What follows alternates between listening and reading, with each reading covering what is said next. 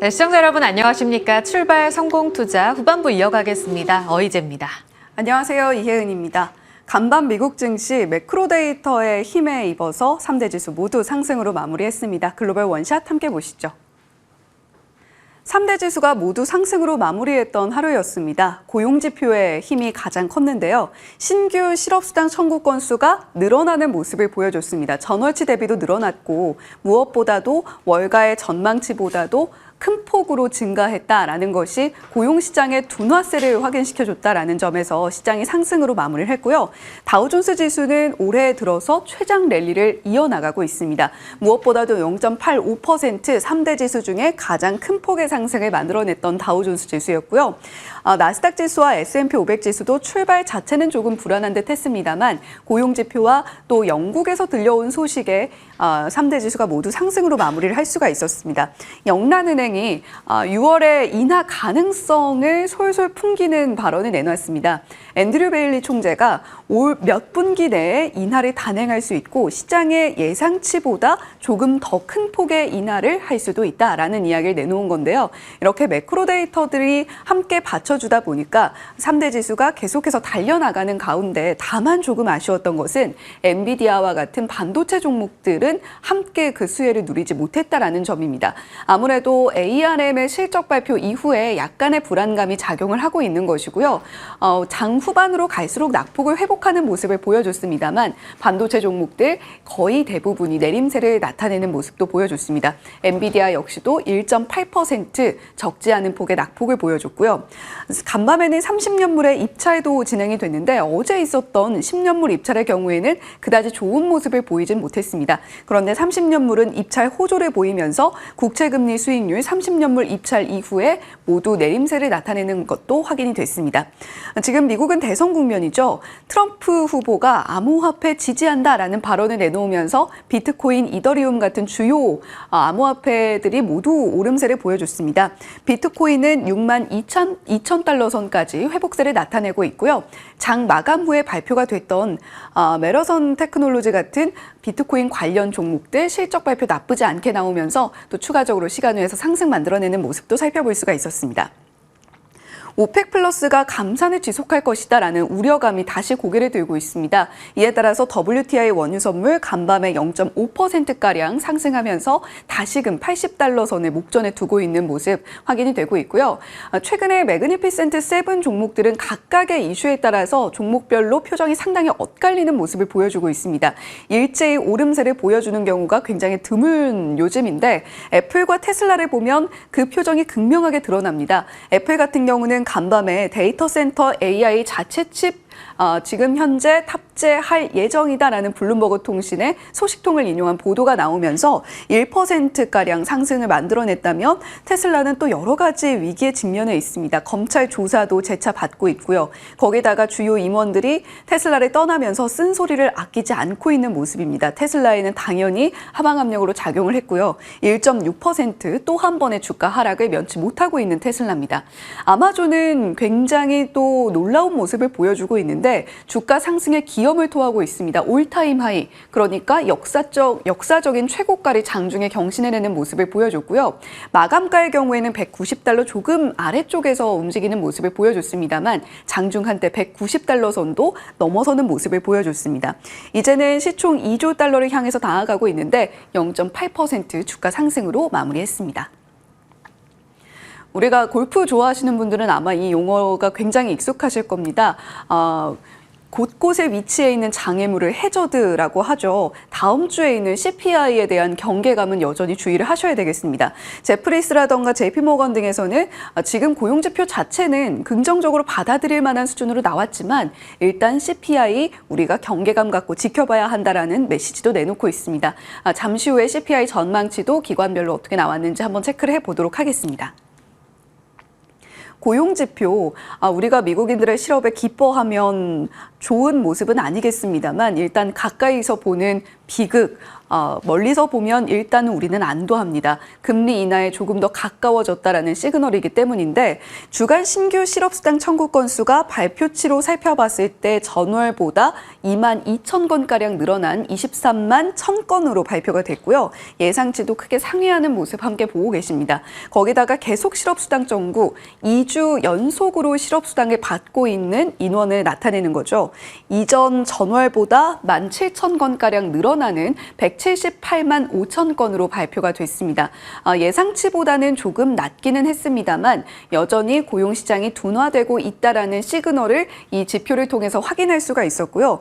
물론 주별로 살펴봤을 때는 뉴욕주가 방학의 영향도 있고 뉴욕주가 좀 크게 튀어오르는 모습을 보여주기는 했습니다. 따라서 물론 이러한 둔화세가 얼마나 지속되느냐가 관건이겠습니다만 일단은 고용시장이 둔화되고 있다라는 큰 시그널을 우리가 일단은 확인할 수가 있었습니다.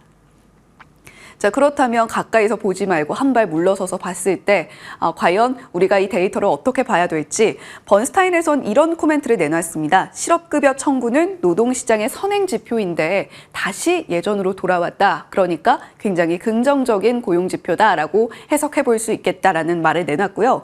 골드만삭스에서는 뉴욕주에 굉장히 집중을 하면서 지속 가능 여부를 우리가 체크해야 된다라고 이야기를 하고 있습니다만 이런 의견도 있습니다. 뉴욕주뿐만이 아니라 캘리포니아, 텍사스, 펜실베니아 이렇게 주요 주들에서도 역시 실업수당 청구 건수가 늘어나는 모습을 보여줬기 때문에 노동시장 완화의 확실한 시그널이 확인되고 있다라는 이야기도 내놓고 있습니다. 제롬 파월 연준 의장은 FOMC 이후에 12개월 기준 인플레이션은 이미 거의 목표치에 다다라 있고 그렇다면 우리는 시선을 고용 쪽으로 돌려야 된다라는 이야기에 굉장히 힘을 주어서 말을 했습니다.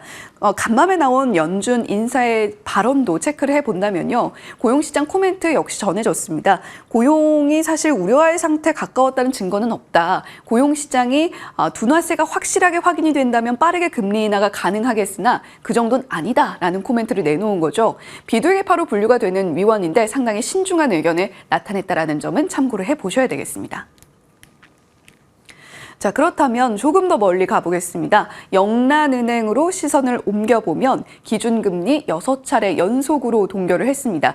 영국은 지금 2008년 이후에 가장 높은 수준의 기준금리를 유지를 하고 있죠. 5.25% 동결인데 지금 인하에 투표를 하고 있는 위원의 수가 한 명이 늘었습니다. 거기다가 인상에 투표를 한 위원은 단 한 명도 없었고요.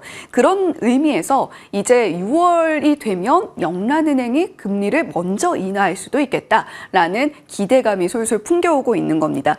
앤드류 베일리 총재의 발언도 상당히 비둘기파적이었는데요. 물가 상승이 향후 2달 내에는 목표치 2%에 도달할 것으로 보인다. 실제로 영국의 인플레이션은 조금씩 잡혀나가고 있는 모습이 확인이 되고 있습니다. 2%라는 이 목표치를 계속해서 유지하는 것이 관건일 텐데 몇 분기 내에 금리를 인하해야 할 것 같고 예상보다 더 많이 내릴지도 모른다라는 의견까지 내놨으니까요. 유럽이 먼저 그 스타트를 끊어줄지 한번 주시를 해보시면 좋겠습니다. 자, 그렇다면 다음 주에 우리가 주목해야 될 주요 지표 바로 CPI가 될 텐데요. 지금 뱅크 오브 아메리카에서 4월 CPI 예상치를 내놨습니다. 헤드라인 CPI의 경우에는 연간 기준으로 3.4%, 코어 CPI의 경우에는 3.6%가량의 증가를 예상을 하고 있는데 뱅크 오브 아메리카의 경우에는 상당히 신중하게 우리가 데이터를 바라봐야 된다라는 입장을 견제하고 있습니다. 편안함을 느끼기에 상당히 어려운 인플레이션 수치를 지금 현재 보여주고 있고 에너지 가격도 계속해서 들쭉날쭉하면서 잡혀나가곤 있습니다만 아주 낮은 수준이라고 보기는 어렵죠. 따라서 이러한 부분도 CPI의 압력으로 작용할 수 있으니 우리가 계속해서 주시해 볼 필요가 있다라고 이야기를 하고 있습니다. 다음 주까지 경계감 풀지 마시고 CPI 데이터까지 지켜보시면 좋겠고요. 당잠사에서도 꼼꼼하게 전해드릴 수 있도록 하겠습니다. 자, 그렇다면 AI 모멘텀은 현재 어느 정도 위치에 와 있는 걸까요? ARM의 주가 흐름이 우리를 상당히 불안하게 했습니다. 사실 ARM뿐만이 아니라 그동안 AI를 등에 업고 상당한 주가 상승을 만들어냈던 종목들이 실적 발표 이후에 하나둘씩 고꾸라지는 모습을 보여주고 있는 건데요. 사실 이번 분기 자체의 실적을 놓고 본다면 상당히 좋은 퍼포먼스를 보인 기업들이 많았습니다. 하지만 시장의 초점은 이제 너무 높아져 버린 기대, 그러니까 앞으로도 이 수익성을 창출을 해줄 수 있을 것이냐에 것이냐로 옮겨가고 있는 건데 ARM 홀딩스 장 초반부터 굉장히 큰 낙폭을 그리면서 출발을 했습니다. 하지만 점차적으로 낙폭을 회복해 나가는 모습을 보여준 건데요. 베런스와 마켓워치에서 ARM에 대해서 이런 이야기를 했습니다.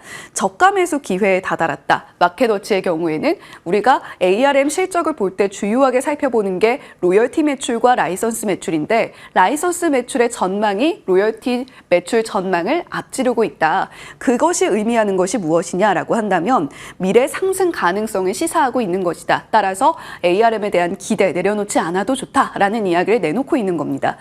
그렇다면 우리가 시선을 또 옮겨봐야 될 부분은 바로 엔비디아일 겁니다. 엔비디아가 과연 5월 22일에 어떤 실적을 발표를 해줄 것이냐일 텐데 골드만삭스에서는 여전히 좋은 의견, 골드만삭스뿐만이 아니라 많은 IB들에서도 엔비디아에 대한 좋은 긍정적인 의견을 꺾지 않고 있습니다. 목표가를 일단 골드만에서는 1,100달러로 상향 조정하는 의견을 나타냈고요. 지속적으로 견조한 AI 서버 수요가 있고 공급도 점차적으로 개선되는 모습을 보여주고 있다. 이것은 결국 수익성이 유지될 수 있을 것이다라는 것이고 과거 3년 평균 프리미엄이 160%였다라는 것에 비하면 현재는 굉장히 낮은 수준에 불과하다. 따라서 엔비디아 조금 더 지켜봐도 좋다라는 의견을 내놓고 있습니다. 자, 그런데 이러한 골드만삭스의 분석에는 근거가 있어야겠죠. 이건 삼성증권의 자료인데요. 주요 클라우드 인프라 기업이 이번 실적 발표 이후에 공통적으로 내놓았던 것이 캐펙스를 늘릴 것이다. AI에 대한 비용 지출을 더 늘릴 것이다 라는 이야기를 한 바가 있습니다. 대표적인 기업들의 코멘트를 살펴보면 아마존도 1분기 캐펙스, 1분기에 AI에 대한 그리고 그 기타 부분에 대한 비용 지출이 가장 적을 것이고 앞으로 점차적으로 늘려나갈 것이다 라는 이야기를 내놨습니다. 마이크로소프트도 AI 수요가 캐파 이상이기 때문에 앞으로 추가적으로 늘릴 가능성에 대해서 언급을 했고요. 메타는 굳이 따로 적진 않았습니다만 메타 역시도 알파벳, 마이크로소프트, 아마존과 같이 캐펙스 증가에 대한 이야기를 했습니다. 엔비디아가 누릴 수 있는 수혜의 폭이 아직 남아있다라는 것으로도 반증이 되기 때문에 일단 엔비디아 실적 발표 전까지 계속되는 AI 모멘텀 체크해볼 필요가 있겠습니다. 네, 이렇게 간밤 미증시 3대 지수 모두 상승으로 마무리해줬습니다. 우리 시장도 계속되는 훈풍을 함께 누려보면 좋겠네요. 네, 어제 분위기가 굉장히 싸늘했습니다. 이런 분위기 속에 지수에 편승할 것인가 조금 전 혜은 앵커가 짚어준 대로 IT는 여기에 못 따라갔었잖아요. 미국 시장에서도 여기에서 한 차례 더 조정을 받을 것인가 이 부분이 가장 궁금해집니다. 자, 어제 우리 시장의 표정부터 살펴보겠습니다. 국내 증시 원샷입니다. 양시장 보시다시피 전강후약. 사실 강도 아니었죠. 전약으로 시작해서 더 약하게 끝나면서 힘이 빠진 하루를 보여줬습니다. 특히 코스닥 대비로 코스피가 더 많이 흔들리면서 최근 올라왔었던 종목 중심으로 크게 흔들리는 기조를 보여줬습니다. 특히 외국인들이 최근 우리 시장을 꽤 많이 사면서 5월 들어서면서 이 달라진 시그널에 대해서 어제도 해석을 해드렸는데 어제는 매도였죠. 현물 시장에서 3,500억 원의 매도 우위를 기록했고 선물 시장에서도 6천억 원 넘게 매물을 쏟아냈습니다. 옵션 만기일 영향을 받아가면서 파생상품 이 선물 시장이 흔들리면서 현물까지 영향을 받는 모습이 확인됐습니다. 환율도 올라가면서 이날 외국인의 수급 압박에도 작용했을 거다라는 해석들 있습니다. 하지만 그 안에서도 주도주인 반도체가 쉬어가는 가운데서 비교적 선방했던 섹터들이 많았었는데요. 일단 게임 웹툰 좋습니다. 실적 발표 나오면서 넷마블, DNC 미디어는 29%의 급등을 나타내면서 IP의 힘을 확인했습니다. 실적이 좋은 종목들 중심으로 해서 시장 대비 아주 강력한 퍼포먼스를 보여줬고 그 대표적인 사례가 두 번째 미용기기와 화장품입니다. 클래시스 19%의 강자의 힘을 보여줬고요. APR도 9% 바닥에서 서서히 올라오면서 이제 30만 원을 탄탄하게 지지합니다. 실리콘투는 어제 컨콜 내용까지 반영하면서 상한가로 직진하는 힘을 보여줬습니다. 반면 ARM의 전망치 실망감 작용하면서 외국인이 이날 삼성전자, 가온칩스, SK하이닉스, 현대차, 기아 이렇게 전차주를 대거 매도하는 모습이 어제 관찰됐습니다. 특히나 밸류업 수혜주임에도 불구하고 현대, 기아 같은 경우에는 최근 5월 들어서 여전히 힘이 없는 국면을 보여줍니다. 하지만 눈여겨보셔야 될 포인트는 이 IT의 흔들림 안에서도 비교적 선방했던 반도체 종목들이 꽤 있었다는 건데요. 이수 우주페타시스도 4% 넘게 올랐고 YC 계속해서 좋습니다. 더불어서 동진세미캠 어제 호실적 발표하면서 비교적 선방한 움직임을 보이면서 여전히 시장은 흔들리고 있지만 실적에는 포커스를 맞추고 있구나 확인해 볼 수 있습니다. 자, 일시적인 하락일까요? 아니면 추세 하락일까? 이 옵션 만기에서 그 답을 찾아야 될까라는 고민들이 많이 들었던 어제 하루였습니다. 일단 전고점 한 30포인트 앞에 두고 흔들렸습니다. 2700선은 간신히 지지를 했지만 이번 주에 단숨에 올려붙였던 2770선의 그 전고점을 뚫어내지는 못하는 힘이죠. 여기서 쉬었다가 2보 전진을 할까에 대한 이야기를 살펴보겠습니다. 일단 하락 원인은 세 가지로 꼽을 수가 있는데요. 어제 옵션 만기일이었습니다. 외국인들의 대량 매도, 어제 선물 시장에서만 한 6천억 원 넘게 팔았습니다. 말씀드렸는데요. 이달 들어서 3조 원의 누적 순매수를 보이고 있습니다. 그렇기 때문에 선물 시장에서의 수급 포지션이 유지되는지 여부는 계속적으로 체크해 볼 필요가 있겠습니다. 물론 오늘 하루 관찰로 끝나지는 않겠죠. 이 부분 잠시 후에 수급 요동치는지 여부도 개장 분위기 짚어드릴 거고요. 이 매크로 불안 지속 움직임, 어제 원인 중에 하나로 꼽힙니다. 닐 카시카리 연은 총재에 더불어서 그 전날 보스턴 연은 총재도 고금리 당분간 좀 오래 지속돼야 된다 이런 이야기가 나오면서 원달러 환율 상승을 자극했습니다.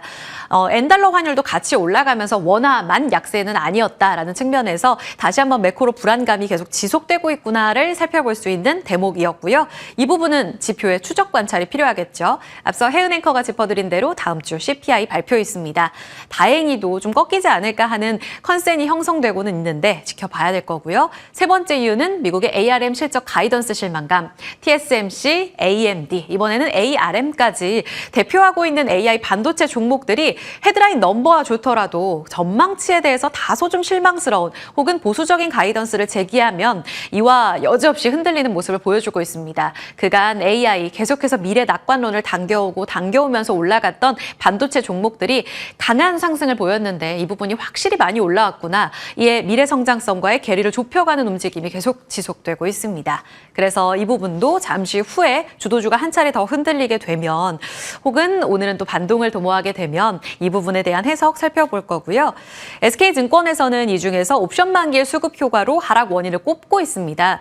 외국인의 매수가 좀 제한됐던 움직임. 하지만 최근에 사들였던 국내 4월에 흔들렸던 밸류 메리트는 여전히 존재하고 있고 반도체 EPS가 이익 개선으로 움직임 추세를 확인하고 있기 때문에 나쁘지 않다. 그 기조 꺾일 것 같진 않다라는 의견을 제시하고 있습니다. 더불어서 CPI 발표, 15일 발표를 계기로 다시 시장이 달려갈 계기를 만들 거다라는 긍정평가를 내놓고 있습니다. 미국의 기업 실적 실망감은 개별 기업 이슈로 그치고 있다. 시장을 전체적으로 흔들면서 인덱스에 영향을 주고 있지는 않다고 보고 있습니다. 간밤 미국 시장이 딱 그랬죠. 지수는 올랐는데 IT는 살짝 쉬어가는 움직임이 계속됐습니다. 엔비디아가 사흘째 쉬고 있으니까요. 이 부분이 우리 시장에까지 영향을 주는지 여부 보셔야 될 겁니다. UBS는 4월 디스인플레 확인하는 지표로 작용할 거다. 우리가 기대하고 있는 이 포인트를 짚고 있습니다. 쉬어가는 이 주도주의 복귀 어떻게 활용해야 될 것인가 잠시 후에도 여쭤보겠지만 오늘은 이 반도체 복귀가 다시 한번 확인이 될지 아니면 추가적으로 흔들릴 때 우리는 사면서 기회로 활용할 것인지를 눈여겨보셔야겠습니다. 조금 전 이 뉴욕 파트에서도 이 AI와 관련된 낙관론 계속해서 빅테크를 통해서 확인되고 있습니다라는 부분을 전해드렸는데요. 같은 내용입니다. 애플이 자체 개발한 칩을 탑재해서 아이패드 내놨고요. 데이터 센터 구동에도 준비를 하고 있다. 라는 이야기 전해지고 있습니다. 더불어서 이 데이터 센터의 강자로 불리는 에퀴닉스, 미국 시장에서 호실적을 내놨는데요. 이 부분도 긍정적으로 포착할 만한 포인트입니다. 따라서 정규장 12%의 급등을 나타냈는데요. 다른 AI 반도체는 쉬어갔지만 이 부분은 시장에서 어떻게 반영할지 여부도 보셔야겠습니다. 그런 가운데 대신증권에서는 온디바이스 AI가 IT와 반도체 시장의 새로운 성장성을 확립하고 있다라고 이야기를 하고 있습니다. AI 그동안 레드오션이었던 스마트폰이나 PC, 서버 이쪽에서 신시장이 개화하고 있고요. 여기에는 AI 기능이 탑재되면서 교체 수요를 자극하고 있다. 이렇게 보고 있습니다. 따라서 장기 성장성은 여전히 좋다고 보고 있고 특히 AI PC 침투율이 빠르게 늘어나고 있다는 점에 주목하고 있습니다. PC뿐만 아니라 폰 손으로까지 탑재되면서 이 시장도 빠르게 열리고 있죠. 그런 가운데 하이닉스 쪽에서 이 온디바이스 AI 스마트폰 전용해서 그 낸드를 개발해 3분기에 양산한다라는 내용도 전해지고 있습니다. 이 부분은 우리의 이 강점으로 작용할 수 있는 내용이기 때문에 전체적으로 AI 이 서버와 AI 스마트폰 결국 온디바이스 AI에 대한 성장성은 흔들림 없다는 부분을 체크해 볼 수 있겠습니다. 오늘 살펴보셔야 될 내용은 온디바이스 AI의 강점이 계속해서 부각된다면 역시나 고사양 메모리 탑재가 수요가 늘어나고 공급도 늘어나기 때문에 여기에서 역량이 중요한 IP 팹리스, MPU 이쪽의 움직임을 눈여겨보자. 결국 이쪽이 기회가 될 것인가. 어제 가온칩스도 많이 흔들렸거든요. 삼성 쪽의 움직임 흔들리고 있습니다. 물론 에이직랜드 같이 애플, TSMC 이 밸류체인 안에서는 비교적 선방할 것이면 이쪽은 또 기회가 되는지 여부도 매우 중요할 겁니다. 잠시 후 여쭤보도록 하고요. 다만 좀 걱정이 되는 부분은 이 미국의 반도체 협회에서 내놓은 보고서 내용입니다. 2030년에 이제 첨단칩 한국의 점유율이 31%에서 9%로 크게 떨어질 거다라는 내용을 경고성 메시지로 우리가 읽어봐야 될 것 같습니다. 지금 첨단 반도체와 관련해서 2030년대가 되면 전체적으로 투자 규모가 많이 줄어들 거라고 합니다. 왜냐하면 생산 비용 부담이 많이 커질 거라고 하기 때문인데요. 그래서 민간 투자 쪽으로는 대폭 줄어들고 결국은 정부 쪽에서의 투자가 지원이 되는 국가에서만 역량이 유지된다는 겁니다. 2030년에는 지금 현재 대만과 한국의 첨단 반도체 생산 비중이 100%였다면 60%로 줄어든다고 봤고요. 그 40%는 미국의 역량이 3배 가까이 지금보다 늘어나면서 이 자리를 채울 거다라고 보고 있습니다. 우리에게는 다소 좀 공격적인 내용으로 읽어볼 수 있겠죠. 그래서 사실 우리의 반도체 절대 우위는 한 2위 정도 유지할 것으로 계속 좋겠지만 이 안에서 고부가 가치를 갖고 있는 첨단 반도체 쪽으로의 우리 경쟁력을 흔들릴 수 있다는 이야기하고 있습니다. 따라서 지금 반도체 클러스터 이야기도 많이 나오는데 자체 경쟁력, 설비 투자와 관련된 내용이 상당히 시급하다라는 내용으로 읽어보시면 되겠습니다. 하방도 그래도 탄탄하다라는 증권가의 의견, 그리고 상방도 많이 열려있진 않다. 하반기에 한 2650선 변곡점을 딛고 2700선, 2750선, 높게 보면 한 3100선 나오기도 하는데요. 하우스마다 뷰가 좀 다르지만 당장 5월에 상하방이 다소 막혀있다고 보고 있습니다. 그래서 이익 모멘텀 높은 실적주, 개별 장세가 계속될 거라는 이야기 이번 주 내내 이 시간대에 전해드리고 있습니다. 실적주에 주목하자라는 내용 리포트 모아봤고요. 어제 실적 내용 나오면서 셀트리온에 대해서 목표 주가 25만 원 상향 조정 나왔습니다. 어제 이 시간 개장 중계 때 또 공략주로 등장했던 종목인데 최근 탄탄히 올라가죠. 모멘텀은 하반기 진펜트라 본격 매출 이익 증가입니다. 이번 1분기에 비용이 많이 줄어들면서 잘 해냈고 하반기에 모멘텀을 보면서 지금 사자는 의견 나오고 있고요. LNF는 사실 실적이 어제 나왔는데 좋지 못했습니다. 컨센이 적자 지속이었는데 그 적자 폭이 컨센보다 더 컸거든요. 다만 ASP 이미 하락 반영됐고 이제 올해 물량 가이던스는 늘렸다는 점 괄목할 만한 포인트라고 신한투자증권에서 꼽고 있습니다. 따라서 이제는 업사이드를 고민해 볼 필요가 있다. 19만 원 상향 조정하고 있습니다. CJ E&M 실적 발표 내놨는데 하반기에 이제 티빙 쪽으로 모멘텀 집중되어 있기 때문에 미디어의 탑픽으로 이 서프라이즈를 즐길 구간이다. 하나증권에서 11만 원으로 긍정적 보고 있고요.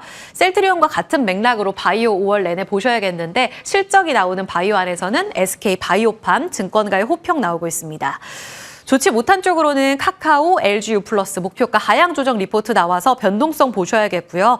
이번 1분기 실적이 아쉬웠고 여기에 더불어서 지금 추가적으로 더 좋아질까에 대한 여부가 불확실하다가 공통적인 이유입니다. 실적이 이번에 컨센을 하회하게 되면 2분기에 개선되는지 여부가 가장 중요할 텐데 이 부분이 명확하지 않고요. CS 윈드도 마찬가지 보수적입니다. 롯데케미칼, 화학 섹터가 이번 1분기 섹터 가운데서 컨센서스를 상회하는 이 대표적인 섹터인데 롯데케미칼은 그렇지 못했고요. 적자가 지속되면서 불안한 기조를 보였습니다. 자, 그러면 시간의 흐름에서도 이런 실적에 대한 포인트를 주목해 볼 수 있을까? 역시 답은 실적이었었고요. 앞서 말씀드린 CS윈드가 시간의 거래 5% 하락이었습니다. 그리고 반도체 안에서는 원익 IPS 6.8%나 흔들리면서 적자가 확대된 데에 따른 영향을 받았고 덴티움, 텔레칩스 같이 빠졌습니다. 실적에 포커스 맞추면서 오늘장 반영되는지 여부 잠시 후 보겠고요. 여전히 컨퍼런스 콜 내용 반영하면서 어제 장중에는 오히려 좀 음봉 전환됐던 넷마블이 컨퍼런스 콜 신작에 대한 자신감 반영하면서 7%의 급등. 로봇주는 삼성전자 자율주행 프로젝트 연구 중단하고 로봇에 집중한다라는 내용에 크게 환호했습니다. 테마성으로는 사료주 좋았고요. 전선주가 시간에서 많이 흔들렸고 반도체 유리기판, AI 이렇게 크게 흔들리는 모습을 보였습니다. 단기 변동성에 따른 오늘장의 변동성은 어떻게 읽어볼지 잠시 후 살펴보죠. 실적 캘린더는 마지막으로 정리해봤습니다. 펄어비스 실적 나왔어요. 흑자 전환했습니다. 사실 적자 지속될 거로 봤는데 나름 서프라이즈였습니다. 오늘 정규장 분위기 매우 궁금해지고요. 최근 들어서 게임주 매우 좋습니다. NC소프트는 9시에 실적 내놓는데 어제 자사주 발표 있었고요. 자사주 매입 발표와 더불어서 구조조정 아주 화끈하게 진행하겠다. 이 부분 호재가 될 수 있을지 봐야겠습니다. 휴온스 케어젠, CJ 대한통운도 10시 반에 실적 나오는데 중국 커머스 쪽으로 서프라이즈 나올지 기대되고요. CJ, CGV 흑자 전환 기대됩니다. 오후에 나오는데 이 부분까지 잠시 후에 챙겨보겠습니다. 당장사였습니다.